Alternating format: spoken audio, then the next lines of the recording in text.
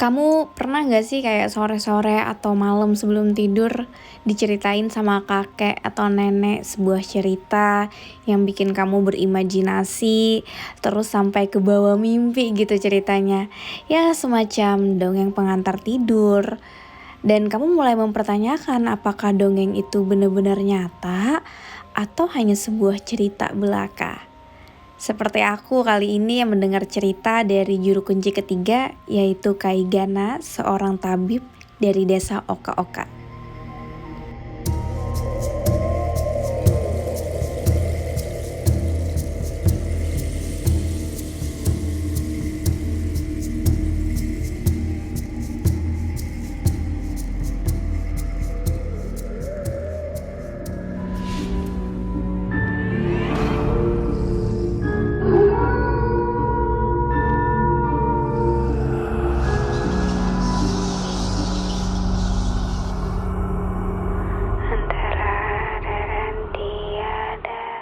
Halo masyarakat adat, kita masih di desa Oka-Oka, tempat yang dipercaya menjadi lokasi kota gaib Saranjana. Dan disinilah juga ada Gunung Saranjana.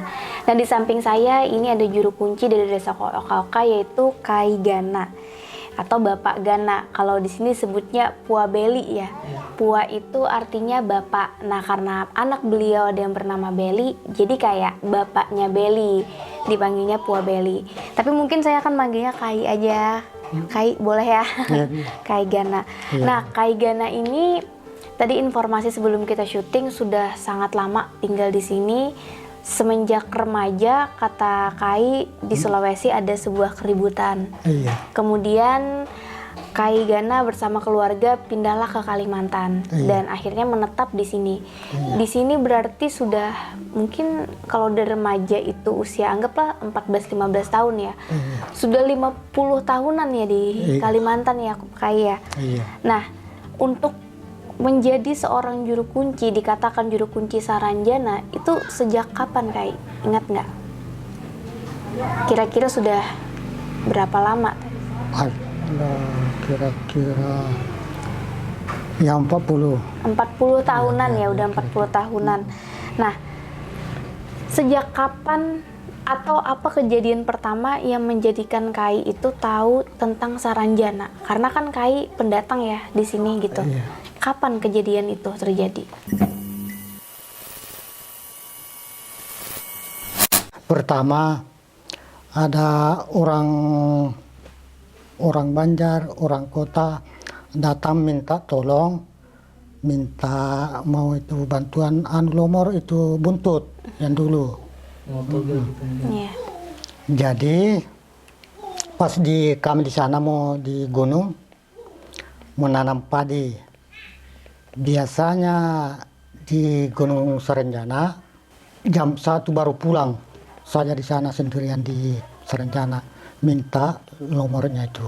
Jadi Bapak ini tahu tentang Saranjana itu adalah kedatangan orang dari Banjar atau dari Kota Baru yang meminta nomor buntut atau nomor togel. Nah, pada saat itu kan Kai Gana mungkin belum tahu juga tentang Saranjana. Tapi karena ada orang datang meminta hal seperti itu, nah biasanya kan orang-orang minta nomor togel itu ke hal gaib ya. Jadi dimintakanlah oleh Kai ke Gunung Saranjana. Dan disitulah akhirnya tahu bahwa di Gunung Saranjana di sana itu ada kota atau alam gaib ya Kai. Nah, pada waktu itu apakah Kai langsung melihat alamnya di sana atau bertemu dengan orang Saranjana? Ya memang biasa tamu orangnya.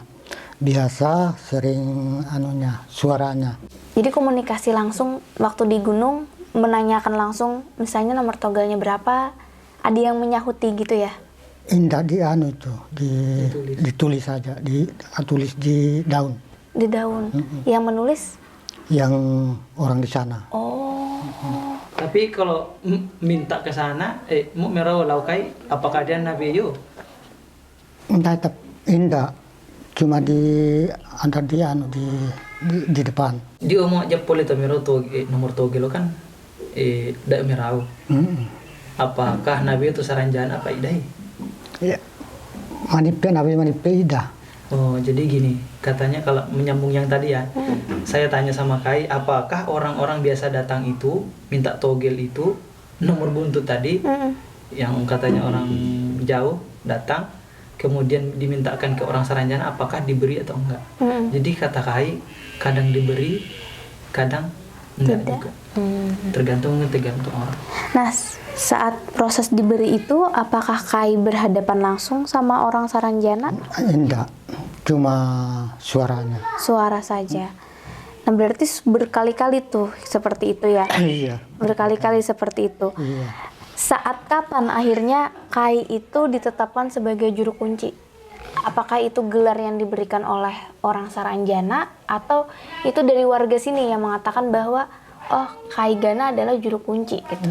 Ini mau juru kunci atau masyarakat di itu mau tia atau? Iya. Saya bisa simpul kayak gini, Kai ini dianggap sebagai untuk juru kunci itu karena memang seperti itu keadaan yang orang datang kemudian minta bantu ke orang Saranjana. Misalnya ada hal-hal yang diinginkan ke sana, kadang-kadang diantar kalau memang diberi atau enggak ya itu dari sana. Nah, sebenarnya juru kunci ini bukan dari orang Saranjana. Oke. Tapi masyarakat yang sering minta bantuan dengan beliau untuk minta bantuan antar ke Saranjana. Dan itulah yang menjadi alasan bahwa oh ternyata Kai juga tahu tentang Saranjana. Oh iya. Jadi mungkin itu alasan mengapa disebut dengan juru kunci. Karena sering kedatangan tamu yang minta antar ke Gunung Saranjana, gitu ya. Oke. Terus kalau Kai sendiri pernah tidak jalan-jalan ke kota gaibnya? Enggak. Enggak pernah ya Kai ya? Enggak pernah. Tapi Kai punya teman kah dari alam gaib situ yang ibaratnya sahabat Kai kayak gitu? Ya memang ada. Memang ada ya Kai. Nah itu teman Kai itu boleh diceritakan orangnya seperti apa dan biasanya bagaimana komunikasi Kai dengan dia? Orangnya itu ya sedang-sedang orangnya. Tapi sudah tua sekarang ini. Seperti saya tuanya. Apa orangnya itu seperti biasa orang biasa atau ada Ya memang perbedaan? seperti orang biasa. Itu berarti jadi sahabat Kai udah puluhan tahun sih orang itu. Iya, Laki-laki atau perempuan Kai? laki-laki. Laki-laki ya Kai. Yang ini mengkelilingi ini Kalimantan, 4 orang keliling-keliling. Itu bergantian keliling. Bahasa kayak? Ayo apa itu siulau. Roti kira mau apa itu? Iya apa itu mau ajar anu Satu ya, Wak? sini anu aneh. Oh, jadi gini. Kai itu punya memiliki beberapa orang yang Kai kenal. Ada sekitar 4 orang. Yang mana orang-orang ini bertugas untuk keliling area Kalimantan Kai. Khususnya di daerah Kota Baru. Iya. Kota Baru. Itu keliling untuk seperti patroli atau memantau keadaan wilayah mereka. Iya. Khususnya mungkin memantau wilayah Kota Baru sendiri. Mungkin bisa dibilang kalau di dunia nyata itu aparat ya? Ya, Sejenis atau aparat. seperti mungkin Aparat petugas, Iya. petugas hukum ya, karena mereka tugasnya adalah memantau wilayah gitu. Iya.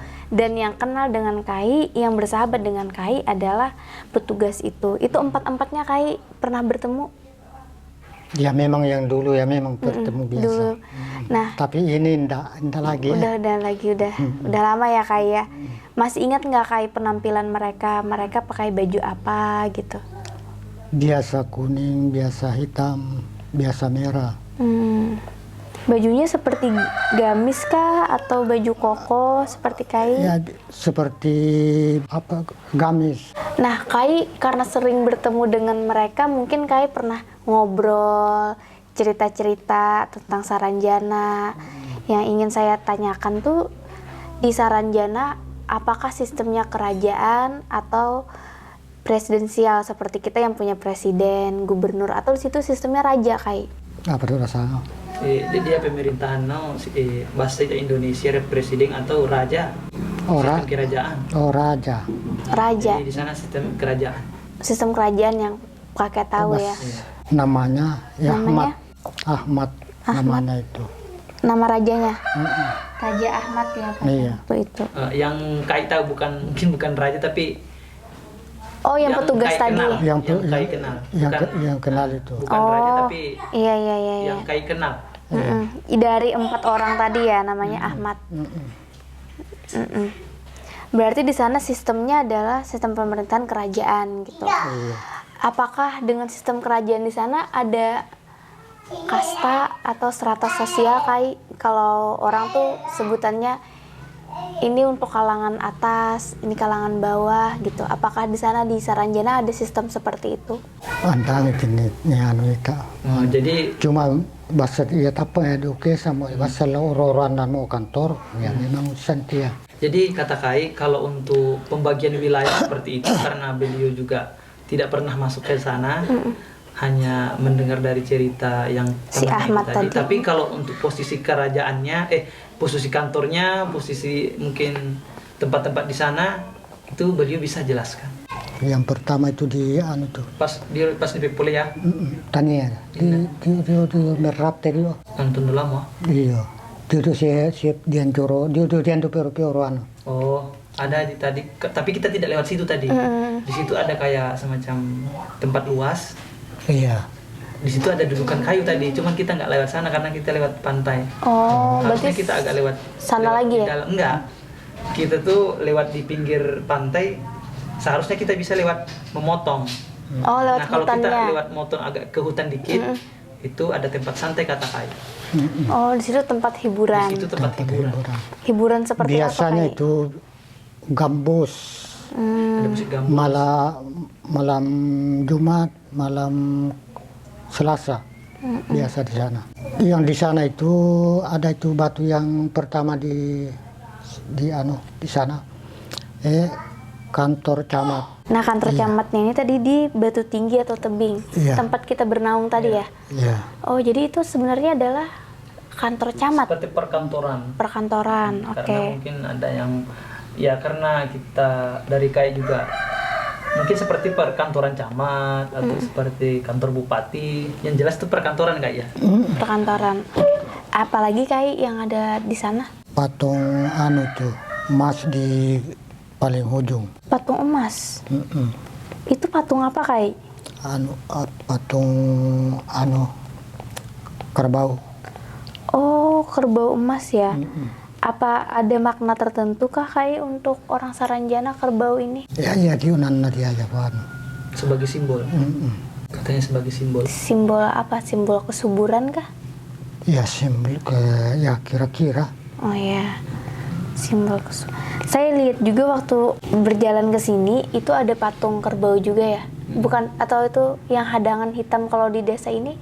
Kalau itu menggambarkan kalau di desa Tanjung Lalap, wilayahnya Kecamatan Pulko Pelawan, makanya ada patung kerbau 2 di pintu masuk itu. Iya. Itu melambangkan bahwa di desa atau di Kecamatan Pulko Pelawan itu banyak memiliki kerbau. Oh, Jadi iya. peliharaan orang sini Kerbau. dulunya itu semuanya kerbau Hmm. sebelum ada sapi. Oh, Jadi semua masyarakat orang sini itu peliharaannya kerbau. kerbau. Iya. Dan identitasnya adalah kerbau. Makanya Kerbau ada rawa. patung kerbau ya, teman-teman. Nah. Tapi ternyata uniknya di Saranjana mereka juga maskotnya kerbau gitu. Cuman berwarna putih keemasan ya, Kak. Itu menurut Kai cerita. yang Kai dapat informasinya dari teman beliau. Ada lagi kah tempat Kai di sana? Ada juga emas di sana. Masjid. Di Emas. emas. Emas. Oh, emas. Emasnya apakah emas bongkahan kah atau emas Apa itu? bangunan kah? Emas Emas batangan. batangan. Emas batangan. Itu di dekat mana, Kak? Di sana memang di sana itu ada itu sumur di sana ada. Di sumur. Oke. Mungkin setelah ini banyak orang yang mau datang. Tidak bisa diambil. Nggak bisa ambil. Ini emasnya gaib ya, teman-teman. Kalau kamu mau ngambil, kamu pindah alam. Artinya harus melewati istilahnya orang sana tuh langkahin dulu mayat orang sana baru kamu bisa ngambil. Iya, pulang dengan hidup-hidup juga belum tentu ya, Kak. Serem sekali. Jadi ini sebagai pengetahuan aja biar kita bisa ngebayangin gitu loh. Kalau kita dari luar ngelihatnya itu adalah gunung biasa, ada pohon-pohonnya, tapi ternyata di sana tuh ada tempat hiburan, ada kantor camat, kantor bupati, bahkan ada emas batangan. Nah, lalu ada apa lagi, Kak? biasa di sungai banyak kapal besi masuk, ada di Labuan, macam-macam biasa di sana. Oh, di sana banyak kapal-kapal besar, kapal besi, Iya, semacam kapal pesiar gitu kah? iya. Oh. Tempatnya itu sebenarnya kita belum sampai tadi. Karena di belakang, agak ke belakang dari gunung, yang dinding gunung batu itu, sebenarnya itu ada seperti sungai yang seperti jembatan yang ini. Wah, kita belum ke sana ya. Belum sampai karena airnya pasang. Kita nggak terlalu bisa nyebrang, nggak bisa ke sana. Dan itu ada akses kayak seperti masuk kayak di jembatan ini, masuk lautnya, masuk. Nah, kan kata Haji Sani ataupun Pu Abel itu kan ada jembatan. Iya. Nah, itulah penghubung dari sungai itu. Oh, itu Desa sebelah dengan jembatan. Gunung Saranjana itu ada jembatan. Menurut orang sana, jembatan yang besar itu penghubung antara daratan Gunung Saranjana dengan daratan sebelah. Karena memang di wilayah sebelah itu, menurut para juru kunci yang khususnya Pu Abela juga, itu di seberangnya itu memang sudah masih wilayahnya sampai ke kampung sebelah. Jadi di sungai itu, menurut Kai tadi, itu kadang-kadang kalau kita terdengar ada kapal besar, mungkin seperti ya kapal-kapal orang Saranjana mungkin. Wah, menarik sekali. Aduh, sayangnya belum ke sana ya. Belum sampai. Kita Belum sudah sampai. belum sampai. Atau sudah itu aja ya, Kak ya? Ya, itu aja. Itu saja yang dapat Kai ceritakan. Itu pun diceritakan oleh sosok yang bernama Ahmad tadi, yaitu orang Saranjana, teman Kai. Nah, terus Kai, kalau menurut Kai nih, setelah banyak berinteraksi dengan orang Saranjana, sebenarnya orang Saranjana ini manusia kah? Jin kah? Ya memang manusia. Manusia, Kai. Iya, memang manusia. Tapi di alam goib. Iya, tapi di alam kayak. Memang kalau di sana macam-macam sukunya di sana. Sukunya apa saja, Kai? Sukunya ada Dayak, ada Bugis, ada Mandar, ada Banjar. Banyak. Berarti manusia ya, Kai, bukan jin ya? Iya, bukan jin. Oke, baik. Dan untuk bahasanya, Kai, mereka menggunakan sesuai suku mereka kah? Atau ada bahasa tersendiri, bahasa Saranjana? Enggak ada. Ya, Sesuai suku kayak. Misalnya Banjar ya, mau bahasa Banjar tuh. iya memang. Sesuai suku, Banjar suku ya, mereka bahasa ya? Banjar, iya. Kalau sukunya Banjar, bahasa Banjar. Kai pernah nggak diceritain sama teman Kai, si Ahmad tadi, Iya. asal-usul Saranjana? Memang indah dicerita. Oh, dia nggak cerita ya, Kai? Oke, baik. Kali aja kan dia pernah menceritakan gitu. Tapi kalau dari cerita dia, nampaknya memang benar ya, di mana-mana bahwa informasi kota gaib Saranjana ini adalah kota yang sangat maju. Iya, memang Lebih benar. maju dari kota-kota yang di zaman sekarang gitu. Saya pernah baca, pernah dengar cerita juga, Iya. ada hikayat di Kota Baru tentang Gunung Saranjana. Ada Gunung Sebatung, kalau nggak salah. Iya, Ada Sebatung di kota. Sambu Ranjana, Sambu Batung, anak raja gitu, kayak. Iya. Itu apakah hikayatnya berkaitan dengan kota gaib Saranjana atau berbeda, Kai? Setahu Kai. Apa dosa? Dengan atau sebutkan kan dia yang Ada hikayat. Ada hikayat. Maksudnya keterkaitan antara siapa tadi? Sambu Batung, Sambu Batung, Sambu Ranjana, Sambu Ranjana. sama ayah mereka seorang raja. Nah, Nah, apakah itu benar asal usulnya atau cerita yang berbeda gitu? kalau setahu saya sama.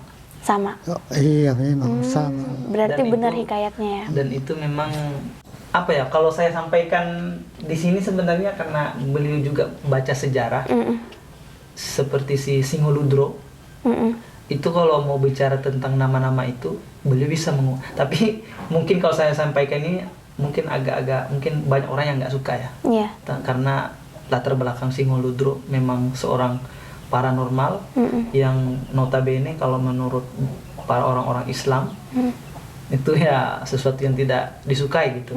Tapi kalau saya dengar dari cerita Singoludro yang Gusti Gina sampaikan itu terkait. Dan ada cerita yang mungkin kita bisa sampaikan Iya, juga boleh, nanti boleh. ya. Mengapa itu cerita, sebenarnya cerita rakyat sebenarnya. Iya, cerita rakyat, benar Cerita itu. rakyat. Karena saya udah pernah dengar juga cerita ini dari beberapa teman yang orang Kota Baru. Iya. Jadi dia ceritain ada bukunya, ada hikayatnya gitu. Jadi saya mau tahu karena Saranjana itu kan di Desa Oka-Oka, apakah warga di sini pernah mendengar hikayat itu gitu? Apakah itu benar atau berkaitan atau cerita yang berbeda? Nah, lalu yang saya ingin tanyakan lagi, Kai, untuk pintu masuk ke alam gaib Saranjana yang Kai tahu, pernah dikasih tahu nggak ada berapa? Ya, saya wisan. Oh, yang Kai tahu cuma satu pintu masuk. Oh, itu di Gunung Saranjana? Iya. Yang di mananya, Kai? Yang di sana. Yosep Peningin Mandiri. Iya. Yang ditunjukkan Ibu Sania tadi. Oh, di tebing. Oh, berarti sama versi dari Kai dengan Ibu Sania sama ya? Pintunya cuma satu di tebing. Nah, Kai pernah ada cerita nggak dari Ahmad juga? Iya. Syarat manusia untuk bisa masuk ke Saranjana apa gitu? Untuk bisa pindah ke alam sana? Ada dikasih apa atau besi kah atau batu kah kalau mau pindah ke sana. Jadi kata Kai, biasanya kalau orang mau pindah ke sana itu diberi sesuatu. Kayak cindera matanya Cindera gitu. mata. Mm-mm. Pertanda bahwa beliau bisa masuk. Oh, contohnya kayak Puabela itu Puabela punya punya. dikasih mandau ya? Kalau Kai ini punya batu. Ada batunya Kai sampai sekarang? Ada. Boleh nggak kita melihat Kai batunya nanti? Ya boleh. Batunya kecil tapi nggak bisa dibuka karena mungkin Oh. talinya agak tapi bungkusnya memang seperti itu. Saya memegang batu yang dari Saranjana, teman-teman. Dan ini memang terasa keras dan bentuknya memang batu. Ya batu. Mm-mm. Bisa dibuka ya. Coba kita lihat bagaimana penampakan batu dari Saranjana. Kai punya sesuatu dari Saranjana, yaitu batu itu. Berarti sebenarnya Kai bisa tinggal di Saranjana kalau punya itu. Ya, Iya kan? tidak bisa. Tapi Kai nggak mau ya? Atau gimana? Tidak mau di sana, memang Memang ditawari, memang Oh, ditawari. Tidak mau. ditawarin. tapi kayaknya nggak mau. Oh, kayaknya nggak mau. Kalau kita manusia biasa punya sesuatu barang dari Saranjana, entah itu bentuknya mandau, besi atau apapun ya, termasuk batu seperti ini, itu udah kayak tiket ya Kak, tiket untuk tinggal di Saranjana. Tapi kasusnya di sini Kai tidak bersedia untuk pindah di sana, tidak mau tinggal di sana. Kai boleh diceritakan nggak itu yang ngasih siapa dan bagaimana ceritanya bisa dapat batu tersebut, tiket ke Saranjana? Kan ada orang minta tolong, ditolongi. Ini dikasih batu-batu. Ini caranya. Biasa, pokoknya di Tanjung, biasa di Tanjung Lalak, di Tanjung Saloka, ada orang sakit, biasa datang diambil saya. Jadi sejarah aja mendapatkan pernah disampaikan kepada saya. Kai ini kan kenal dengan Ahmad. Jadi beliau itu seperti Kai meminta sebagai apa ya istilahnya bukti perkenalan beliau. Tapi batu ini bukan hanya sekedar untuk bukti pengenalan, tapi bisa dipakai perantara untuk pengobatan. Okay. Tapi kita tidak boleh percaya sebagai orang Islam bahwa itu bisa menyembuhkan. Tapi mungkin qadar Allah dengan kesembuhan itu, dengan batu itu. Kemudian sebenarnya sejarahnya seperti Kai waktu itu tidak ada di rumah, kata beliau. Tapi orang Saranjana ini bertemu dengan saudara beliau perempuan. Kemudian dititip ke beliau, saudara Kai perempuan itu, untuk diberikan ke Kai batunya. Nah, tapi batu itu kemudian ternyata punya khasiat yang bisa istilahnya jalan kesembuhan untuk orang. Misalnya orang Tanjung Lalak sakit, misalnya sakit apa, Kai diambil, dibawa ke sana. Ya dengan mungkin kalau penyakitnya parah mungkin airnya dicelupkan batu itu, qadar Allah mungkin bisa sembuh. Seperti itu. Oh ya, berarti batu ini sudah ibaratnya menemani perjalanan Kai cukup lama ya, Iyalah. dalam mengobati warga-warga yang sakit gitu. Dan mungkin banyak sekali kasus orang yang sakit disembuhkan oleh batu ini. Maksudnya dengan izin Allah Subhanahu wa taala, tapi medianya batu ini Ya, gitu. karena kalau kita sampaikan seperti ini kan, kalau tuh misalnya ini batu bisa penyembuh segala penyakit itu kan syirik sebenarnya. Iya. Tapi banyak orang juga yang misalnya kan banyak orang yang jual batu Iya. untuk misalnya seperti kalung, penyembuhan katanya ya. Sama halnya dengan ini. Tapi kita tidak bisa percaya 100% maksudnya bahwa batu inilah yang menyembuhkan sakit. Tapi mungkin bisa jadi dengan perantara itu mungkin orang Saranjana punya jampe-jampe Iya, apa yang punya memasukkan ke batu atau apa kan kita kan nggak tahu kan? Iya, mungkin mereka punya jurus tertentu ya bisa menyembuhkan yang secara gaib kita Karena nggak bisa kata Kai lihat. juga selain batu itu kadang-kadang orang Saranjana ini datang memberikan seolah mungkin kalau kita bahasakan mantra mungkin ya. Oh, jadi misalnya nih saya sakit ya, Iya. terus Kai datang, ternyata ada orang Saranjana yang ikut dengan Kai dan di samping saya itu ngobatin membacakan mantra. Enggak. Maksudnya gini. Kadang-kadang Kai itu di rumah Heeh. diceritakan nenek saya kepada saya Iya. dan juga keluarga. Kadang-kadang Kai itu tiba-tiba tengah malam bangun, ambil papan, ambil kayu. Kalau kan dulu kita di sini masaknya pakai kayu. Ada kan yang hitam itu, Oh iya, kayu. iya tahu. Kemudian Kai nulis apa yang disampaikan oleh orang Saranjana kepada beliau. Dan itu termasuk mantra untuk pengobatan.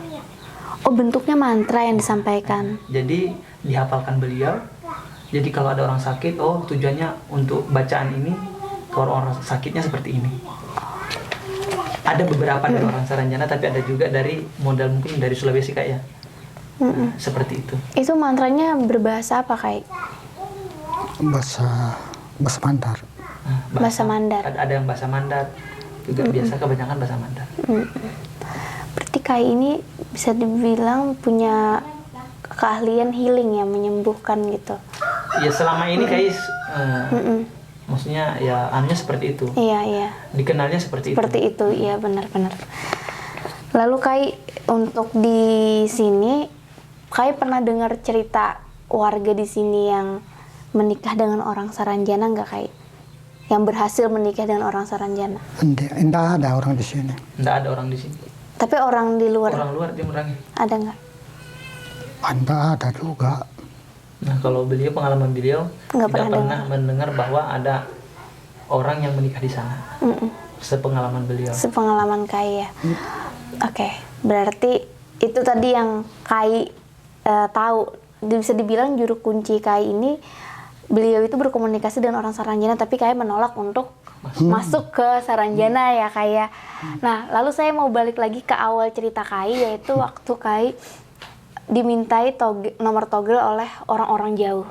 Nah, sebenarnya Kai untuk orang ke Saranjana itu, apakah orang-orang jauh itu orang dari Banjar, orang dari Kota Baru, berpikir bisa menjadi kaya kalau ke Saranjana kah, atau bagaimana?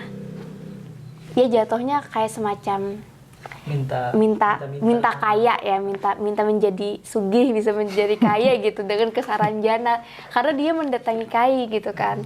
Apakah pemahaman mereka seperti itu gitu? Ada bahasa apa dulu? Jadi Basrio misalnya dia boleh untuk meminta kesugihan Basrio deh. Oh iya. Jadi kata Kai ya biasanya seperti itu kalau orang datang itu kepada Kai, orang yang datang kepada Kai itu pada dasarnya ingin mendapatkan sesuatu dari Saranjana. Misalnya entah itu nomor togel, emas atau apapun, kalau datang kepada Kai itu pasti embel-embelnya itu. Dari mereka mendapatkan itu Kai.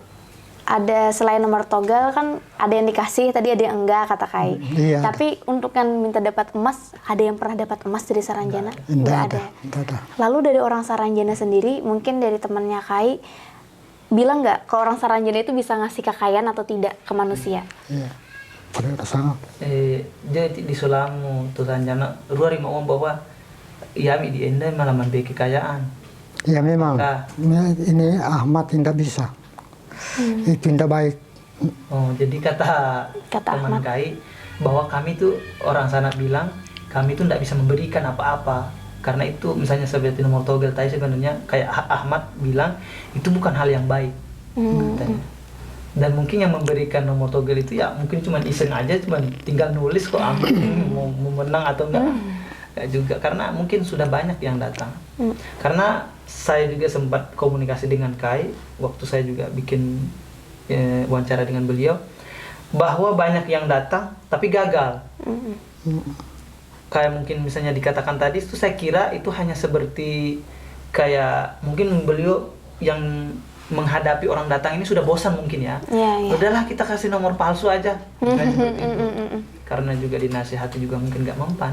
Ya, ya begitulah sifat manusia ya teman-teman. Kadang ada yang ingin kaya secara instan, ya cari jalan pintas ke hal-hal goib gitu. Tapi dari Saranjana sendiri, bahkan orang Saranjana mengatakan itu bukan hal yang bagus. Iya, pada dasarnya mereka di sana mengatakan jangan lakukan itu.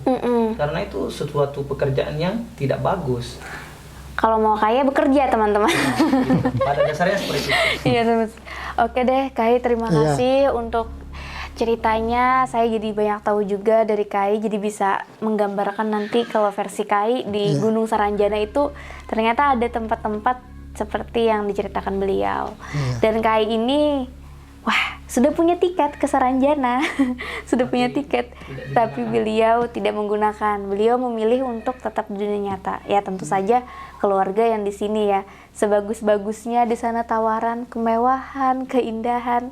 Tapi mungkin yang paling kita pedulikan, paling kita sayangi itu jauh lebih berharga. Oke, mungkin sampai di sini dulu. Aku sama Kai Gana sama Kak Burhan pamit undur diri. Bye.